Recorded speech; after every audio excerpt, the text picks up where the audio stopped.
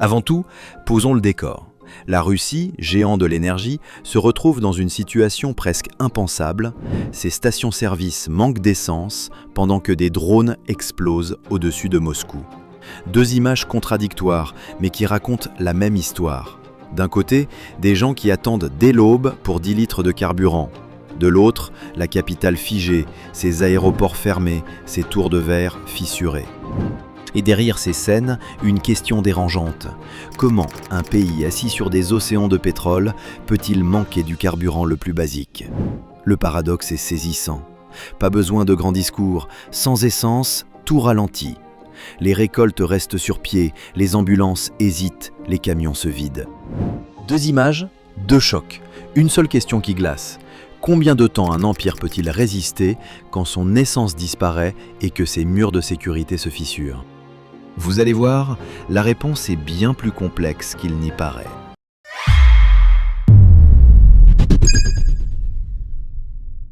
La nuit du 22 septembre restera gravée dans les mémoires des Moscovites.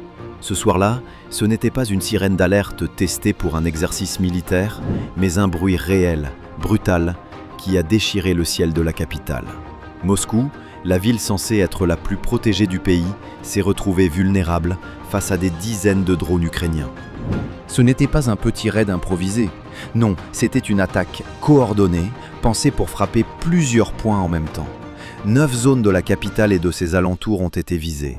Dans les quartiers luxueux de Roubliovka et Barvika, les villas d'oligarques ont tremblé. Dans les tours vitrées de Moscow City, symbole du pouvoir économique moderne, des façades ont été fissurées, des vitres soufflées. Même à Kranogorsk, loin du centre, un bâtiment entier s'est embrasé. Le message était limpide. Vos bastions ne sont pas hors d'atteinte. Une guerre qui semblait lointaine, limitée aux champs du Donbass, s'invitait désormais dans les salons des élites russes. Pour la première fois, Moscou n'était plus une bulle. Les autorités ont annoncé avoir abattu 26 drones, mais soyons clairs, il en a suffi d'un seul qui a atteint sa cible pour briser le mythe. Les systèmes de défense S-400, les batteries Pantsir, des milliards investis dans un bouclier qui devait être invincible. Et pourtant, un simple drone bon marché a suffi pour fissurer cette image d'infaillibilité. Et les conséquences ont dépassé la peur. Elles ont paralysé la capitale. Les 3 grands aéroports de Moscou ont fermé leurs pistes en urgence. Sheremetyevo, Vnukovo, Domodedovo. Des centaines de vols annulés, des milliers de passagers cloués au sol. À Nijni Novgorod, un avion en provenance de Dubaï a dû se poser en urgence. Les passagers, coincés, ont dormi sur des lits de fortune dans le terminal. La scène ressemblait plus à une catastrophe naturelle qu'à une grande puissance militaire. Ce blocage a eu un effet domino. Le trafic aérien intérieur a été perturbé pendant plusieurs jours, les correspondances annulées, les retards accumulés. Pour une capitale de plus de 12 millions d'habitants, cela veut dire des dizaines de milliers de vies bouleversées, des affaires reportées, des familles séparées. Au-delà du chaos logistique, c'est un symbole qui s'est effondré. Moscou, cœur du pouvoir, était censé être imprenable, mais en quelques heures, les habitants ont découvert qu'aucun système n'était infaillible. Et ce choc psychologique est peut-être plus fort que les dégâts matériels, car il change la perception. Jusqu'ici, beaucoup de Moscovites regardaient la guerre à la télévision, comme une réalité lointaine. Le 22 septembre, la guerre a franchi le périphérique, s'est invitée par la fenêtre des gratte-ciel et a soufflé les certitudes. Un témoin racontait « On entendait les explosions au loin, mais c'est en voyant la fumée depuis mon balcon que j'ai compris que ce n'était pas une simulation. » Cette phrase en dit long. Le front n'était plus en Ukraine. Il était à 2 pas des appartements de luxe et des quartiers résidentiels de la capitale. Et si ce raid n'était qu'un avant-goût? Si d'autres venaient, plus massifs, plus destructeurs? Cette peur plane désormais sur Moscou. Car quand la capitale tremble, c'est tout un pays qui doute.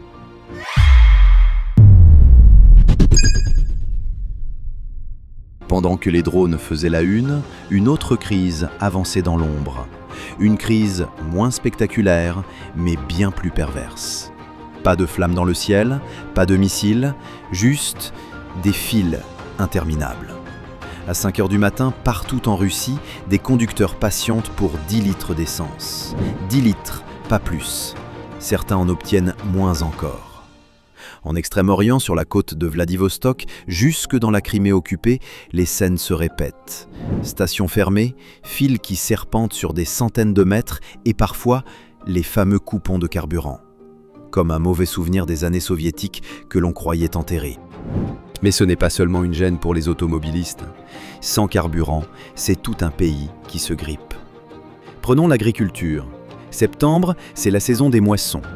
Dans les plaines fertiles du sud, des hectares de blé restent debout, faute de diesel pour alimenter les moissonneuses. Un champ non récolté, c'est une perte pour le paysan, mais aussi une promesse inquiétante. Dans quelques mois, ce blé manquant deviendra du pain absent sur les étals de Moscou. Et quand un pays commence à avoir des queues devant ses boulangeries, c'est bien plus qu'un problème économique. C'est un risque social et politique. La chaîne alimentaire souffre aussi. Des camions frigorifiques restent bloqués à vide dans des entrepôts parce que leurs réservoirs sont à sec. Résultat, des tonnes de légumes, de viande, de poissons pourrissent sur place. Et dans les supermarchés, les prix flambent. En septembre, certaines régions ont enregistré jusqu'à 30% de hausse sur certains produits de base. Pour des familles déjà éprouvées par la guerre et l'inflation, c'est un fardeau supplémentaire. Et le plus tragique, ce sont les hôpitaux. En théorie, les ambulances passent en priorité, mais dans la pratique, quand une petite ville n'a plus qu'une station avec quelques litres en stock, c'est le chef de pompe qui décide. Pas un médecin, pas une autorité sanitaire. Lui seul arbitre si le carburant va à une urgence médicale, à un camion de livraison ou à une voiture officielle. Derrière cette pénurie froide, il y a des vies réelles qui se jouent à la pompe.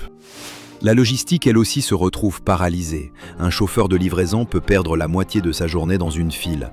Imaginez, au lieu de livrer 20 colis, il n'en livre que 10. Multipliez ça par des milliers de livreurs à travers le pays et c'est tout le commerce qui ralentit. Sur les chantiers, c'est pire. Un camion de béton qui n'arrive pas à l'heure et des millions de roubles de travaux sont perdus. Dans les ports, des navires attendent que les camions puissent venir charger. Chaque retard local devient un grain de sable qui enraie la machine économique. Et ce n'est pas seulement une question d'argent, c'est une question de fierté. Depuis des décennies, la Russie se présente comme une superpuissance énergétique. Or aujourd'hui, ses propres citoyens doivent se battre pour faire un plein. Une photo de pompe vide devient une humiliation nationale. Pour les jeunes générations, c'est une découverte choquante. Pour les plus âgés, c'est un retour amer aux pénuries soviétiques. Dans ce climat, les comportements changent. Certains, paniqués, remplissent leurs réservoirs même à moitié vides, de peur de manquer de main. Résultat, les files s'allongent encore. D'autres se tournent vers le marché noir. Dans des caves ou des garages, on stocke de l'essence dans des bidons douteux. Elle est revendue 2 à 3 fois plus cher. Mais ce carburant, souvent mélangé, abîme les moteurs et provoque des incendies. Plusieurs cas d'explosions domestiques ont été signalés en septembre dans le sud du pays. La pénurie crée sa propre spirale de risque. Et derrière cette crise silencieuse, une image forte, un pays moderne qui ralentit. Des trajets écourtés, des convois annulés, des heures volées dans les files. Pas de bombes, pas de drones, mais une autre guerre, une guerre invisible, faite d'attente et de frustration. Une guerre où le temps perdu est la véritable arme.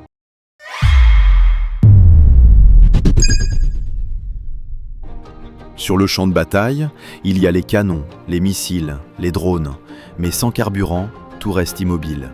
C'est le nerf invisible de la guerre. Un tank sans diesel n'est qu'un monstre de métal immobile. Un avion sans kérosène n'est qu'une coque posée au sol. Même les générateurs qui éclairent les postes de commandement dépendent du carburant. En temps de paix déjà, une armée consomme énormément. En guerre, cette consommation explose. Selon certains analystes militaires, un char moderne peut avaler plus de 400 litres en une seule journée d'opération. Et sur le front ukrainien, ce ne sont pas des dizaines, mais des centaines de véhicules qui doivent être alimentés en permanence. Or, en septembre, plusieurs sources internes ont rapporté que certains dépôts n'avaient plus que 2 à 3 jours de stock. 2 jours. Autrement dit, un simple retard de livraison, une attaque sur un convoi ou même une tempête de neige peut suffire à geler toute une ligne d'approvisionnement. C'est un point de fragilité énorme. Comment réagit l'armée dans ce cas ? Elle ralentit. Les commandants annulent certains exercices, écourtent les manœuvres, limitent les déplacements non essentiels. Les avions de reconnaissance volent moins souvent. Les blindés restent stationnés plus longtemps. C'est une guerre où l'on attend plus qu'on avance. Et dans la tête des soldats, ça pèse. Parce que derrière chaque mission annulée, il y a l'impression que la machine de guerre s'essouffle. Il ne faut pas oublier que le carburant ne sert pas seulement aux chars et aux avions. Il chauffe les abris, il alimente les cuisines de campagne, il fait tourner les hôpitaux militaires. Chaque litre a donc une valeur vitale. Quand un convoi de carburant est détruit par une frappe de drone ou retardé dans une file interminable, c'est toute une chaîne qui vacille. Les soignants, les blessés, les soldats au repos. Côté chiffres, la situation est parlante. Les pertes récentes ont réduit la capacité de raffinage de la Russie d'environ 15 à 20% par endroit.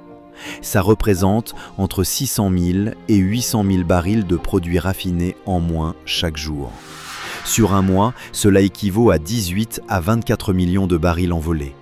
Imaginez, à 75 $ le baril, on parle d'un manque à gagner brut de plus d'1,5 milliard de dollars. Et encore, sans compter les frais supplémentaires d'assurance, de transport et les rabais forcés pour écouler le peu qui reste à l'étranger. Sur le terrain, ça veut dire quoi? Des convois militaires qui prennent des routes plus longues pour éviter les frappes, des trains de ravitaillement qui doivent être protégés par des blindés, des colonnes de camions-citernes qui roulent de nuit pour limiter les risques. Chaque goutte de carburant devient stratégique, chaque trajet est un pari. Et là, il y a un autre effet, le moral. Un soldat qui attend des heures parce que son véhicule est à sec perd confiance. Des unités qui reportent leurs opérations donnent l'impression d'une machine en panne. Et en face, l'ennemi le sait. Il observe, il attend la faille. La guerre n'est pas seulement une question de force brute, c'est aussi une question de rythme. Et quand ce rythme ralentit, tout le front devient vulnérable. Voilà pourquoi on peut dire que le carburant est le vrai talon d'Achille de l'armée russe. Pas les chars, pas les missiles, mais ce liquide qui fait tourner la machine. Parce que sans lui, les armes les plus modernes ne sont rien d'autre que des carcasses immobiles.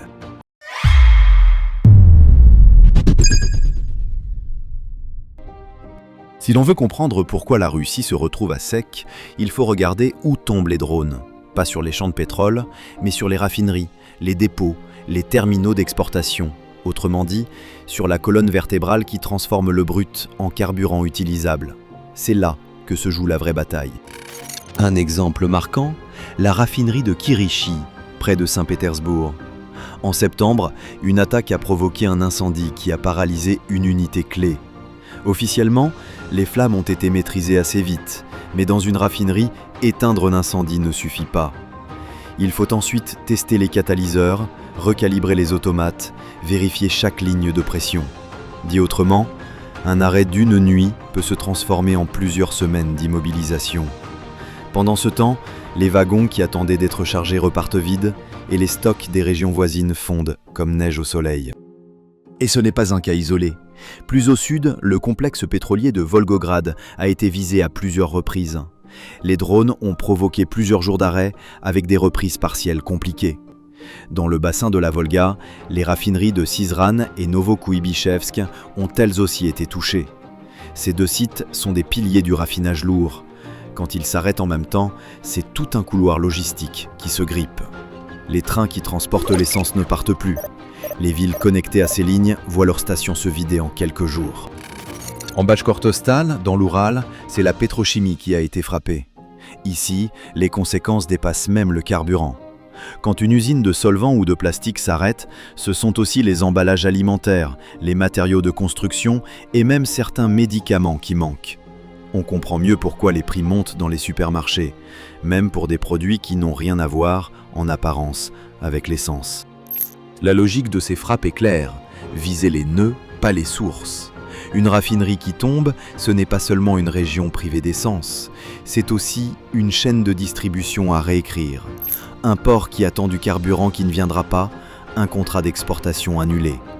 Et chaque annulation a un coût.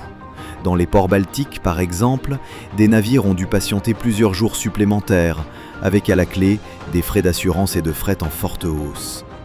Sur le papier, les pertes semblent abstraites. 600 000 à 800 000 barils de produits raffinés manquant chaque jour, selon les périodes. Mais ramenons ça au concret. Cela équivaut à environ 30 000 camions-citernes qui ne prennent pas la route en un mois.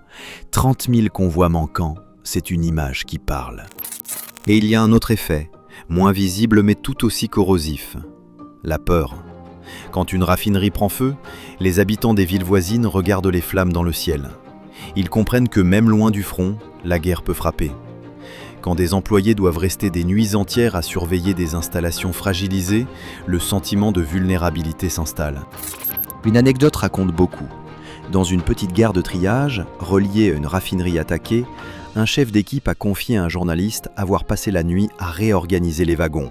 « On répare aujourd'hui, on paye demain », a-t-il dit. Ces mots résument tout. Chaque frappe oblige à improviser, à bricoler des solutions de fortune et à accumuler des coûts cachés. Ce n'était pas qu'un symbole, c'était une stratégie calculée.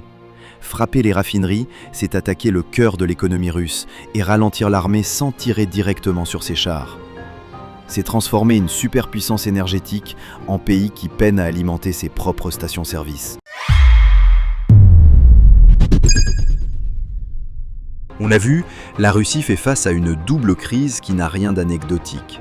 D'un côté, Moscou, vitrine du pouvoir, frappé par des drones qui percent son ciel et fissurent son sentiment d'invulnérabilité. De l'autre, une crise plus sourde, presque invisible, mais peut-être encore plus destructrice. Des files d'attente interminables, des récoltes perdues, des ambulances clouées au sol. Deux visages d'un même problème. La machine de guerre russe cale, autant à l'intérieur qu'à l'extérieur. Dit autrement, la Russie découvre ce que signifie mener une guerre longue dans un monde moderne. Ce n'est pas seulement une affaire de missiles ou de chars, c'est une bataille de logistique, de carburant, de flux économiques. Et quand ces flux se cassent, tout ralentit. L'armée, l'économie, la vie quotidienne. Le plus frappant, c'est le paradoxe. Un pays assis sur les plus grandes réserves mondiales de pétrole, mais incapable d'alimenter ses propres stations. Un empire qui dépense des milliards pour des systèmes anti-aériens sophistiqués, mais qui voit des drones artisanaux atteindre ses cibles. Une puissance nucléaire qui tremble devant l'absence de diesel pour ses moissonneuses. Alors, la question reste entière. Combien de temps ce double visage peut-il tenir ? Est-ce le signe d'une faiblesse passagère ou bien le début d'un effondrement plus profond ? Moralité, la guerre ne se gagne pas seulement sur le front. Elle se joue aussi dans les files d'attente des stations-service, dans les étals des supermarchés et dans le silence des convois bloqués. Voilà donc ce double visage de la crise russe. À l'intérieur, un pays ralenti par des files d'attente interminables pour quelques litres d'essence. À l'extérieur, une capitale frappée au cœur par des drones qui bousculent toutes les certitudes. Deux crises qui s'entrelacent et fragilisent à la fois l'armée et la vie quotidienne. Alors selon vous, la Russie peut-elle encore tenir longtemps sous cette double pression ou est-ce le début d'un basculement plus profond ?